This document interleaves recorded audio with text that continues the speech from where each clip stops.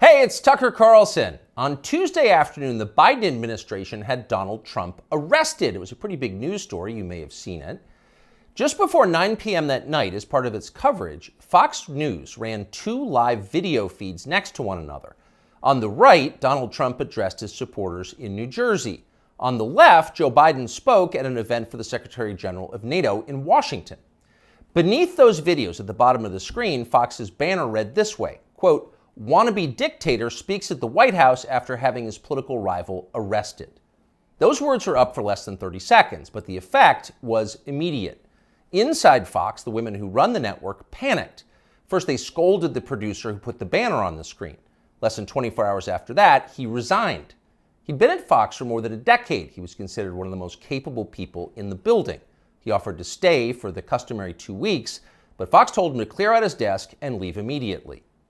Then the company issued a public apology for the 27-second-long wannabe dictator line. Quote, "The chyron was taken down immediately," Fox's PR department said, and then added ominously it was, quote, "addressed." That was all true, but it was not enough to save Fox News from the ensuing scandal.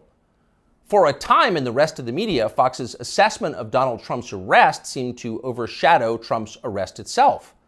Suggesting that Biden is a dictator, declared the Washington Post, quote, "crossed the line." Alexander Vindman agreed strongly. Vindman is the perennial MSNBC guest and full-time Ukraine promoter you may remember from Russiagate. On Twitter, he demanded that the Pentagon pull Fox News from all military bases. It is, quote, "absolutely unacceptable for American Forces Network to carry programming that directly, spuriously, attacks the Commander-in-Chief of American Armed Forces," Vindman wrote. In other words, Joe Biden must ban all criticism of himself because that's what non-dictators do. John Cusack went further still. "For the crime of calling Biden a dictator, Fox should be shut down," wrote the 80s-era movie star. Quote, "The government has to take away their broadcasting license." And so on. It was all over the internet. Democrats were very, very angry. But why were they angry? If the banner on Fox was false, why the hysteria? Lies don't seem to bother anyone anymore. If some cable news producer had called Joe Biden a genius or accused him of being secretly Sudanese, would anyone be yelling about it? Would Fox News have apologized for it? Probably not. But calling Joe Biden a wannabe dictator, that stung.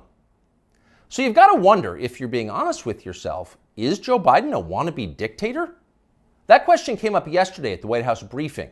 Here's how it went. Last night, Fox News ran a chyron that referred to the president as a wannabe dictator, and I'm wondering if the White House has any comment on that. So look, there are probably about 787 million things that I can say about this.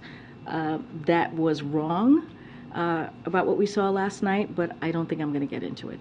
There's no comment the White House has on I think I just commented. Oh, no comment necessary. Of course Joe Biden's not a wannabe dictator. Just because he's trying to put the other candidate in prison for the rest of his life for a crime he himself committed doesn't mean he has a totalitarian impulse. Come on, that's absurd. It takes a lot more than jailing your political rivals to earn the title wannabe dictator.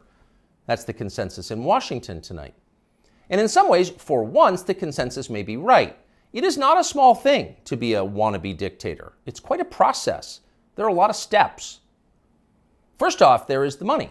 The one thing that all dictators have in common is they enrich themselves and their families, their tribe, even as the countries they govern grow steadily poorer and more desperate. They take kickbacks from businesses and from other dictators.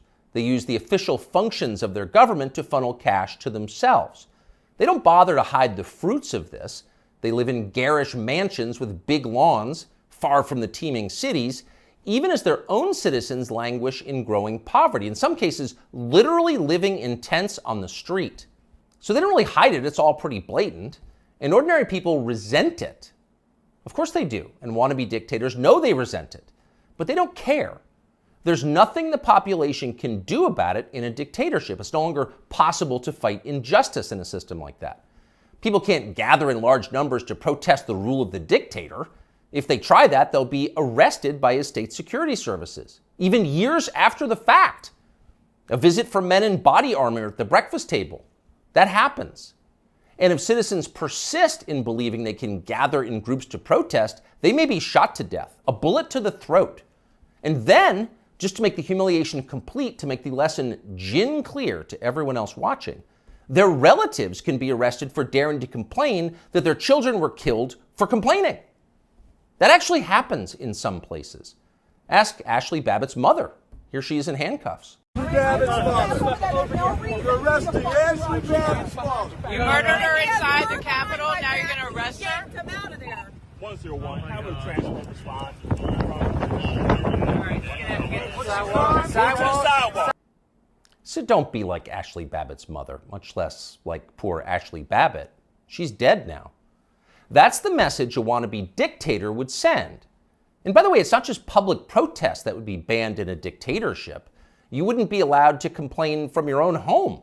Unauthorized opinions expressed on the internet would be censored. Go too far, press too deep, tell too much truth, and they'll just erase your opinions. They have no choice, really. It's a matter, as they say, of trust and safety. You must trust the leader, or else you will jeopardize his safety. Not that you really can jeopardize his safety at this point. The leader has nuclear weapons, and you don't. He'll remind you of that from time to time. And in any case, you're in the process of being disarmed anyway, along with everyone else who has shown questionable loyalty to the leader. Those who support the regime can keep their weapons and use them freely, including on public transportation. That's a core civil right for them. But for those who dissent from the program, self-defense is an unaffordable privilege. Turn in your guns, Mr. and Mrs. Peaceful Opposition. You're a danger to society, and we know who you are. And in fact, the wannabe dictator does know who they are because he knows everything. Technology has made him all-seeing.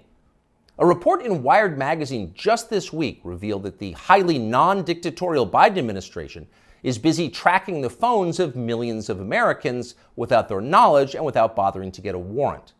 And at the same time, the same non-dictatorial administration is stockpiling a massive trove of damaging information about these same Americans, to be used at some point, we are sure, for entirely noble purposes. So the administration now knows everything: where you spend your days, who you talk to, what you think, your porn habits. Not a big deal. The administration already knows what you buy, of course, because they've leaned on the big banks to turn over your confidential credit card information. Not because anyone here is a wannabe dictator, to be clear, but just because. It's nice to have that information, just in case, in the words of the Fox News PR department, a situation arises that needs to be, quote, addressed. It's all totally normal. It's not a dictatorship, okay?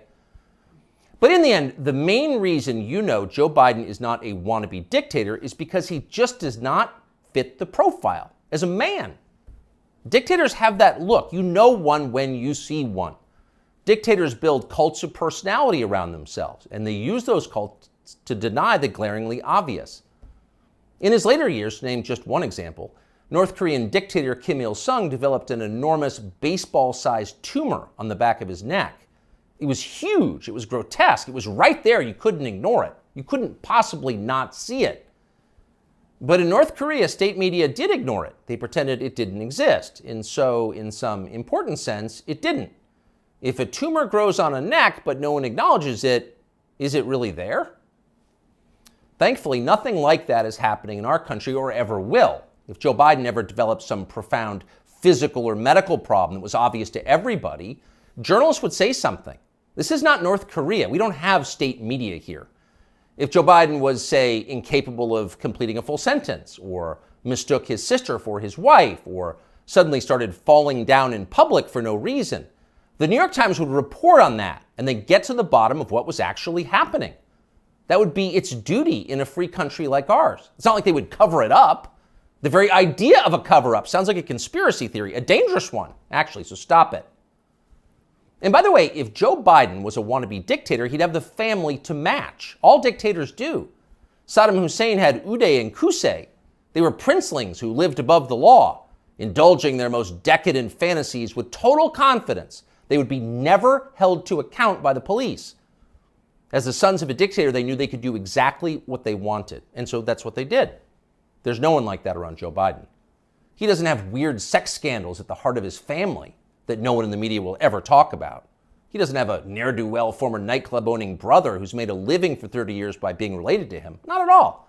That's dictator stuff.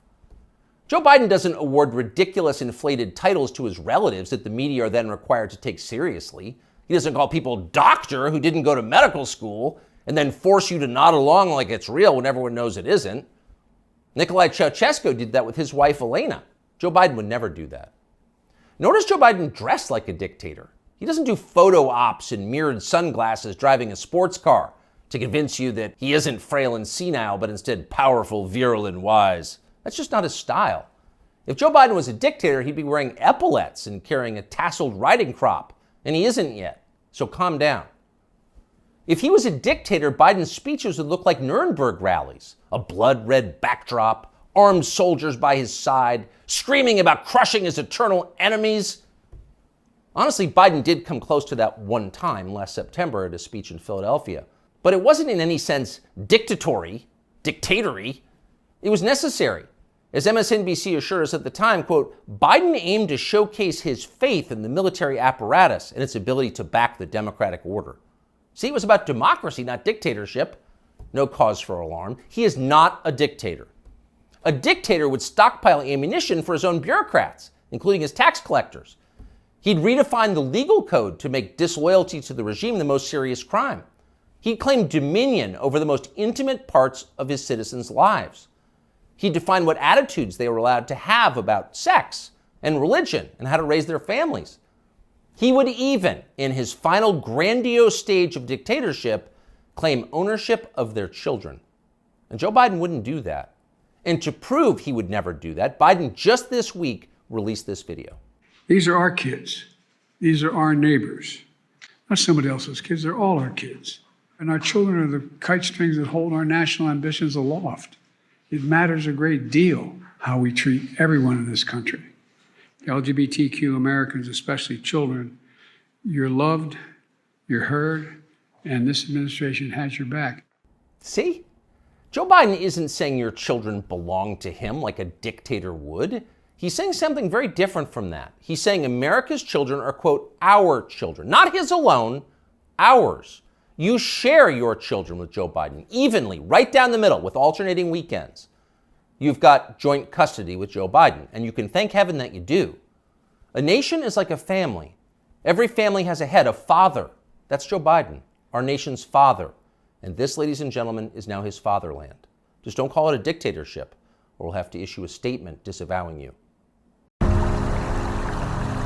Younger people say the news is full of lies. Kennedy's motorcade. 239 people. The death of Jeffrey Epstein.